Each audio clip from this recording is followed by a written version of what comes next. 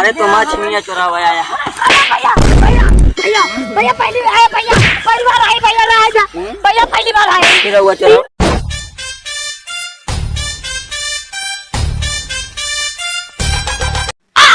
समझेवा यार, पता ना कहीं क्या लगाए बाटे खेतों में करंट इसके मार रहा विकास का ससुर रोके न मन तो लाया जाए अब्बा, जब केले अब्बा तो ठीक हो जी, पता ना क्या बाकी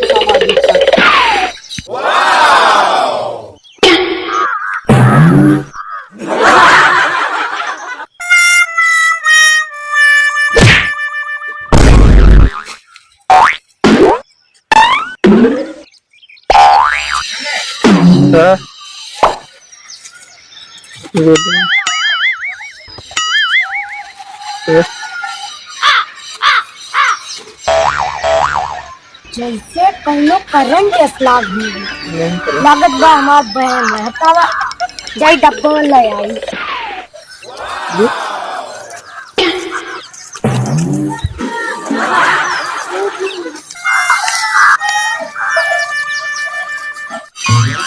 तोहरा रिचार्ज के चक्कर में छीनी हम अपन बेच देहना, छीनी हम अपन बेच सारे तो मछलियाँ चुरावा आया।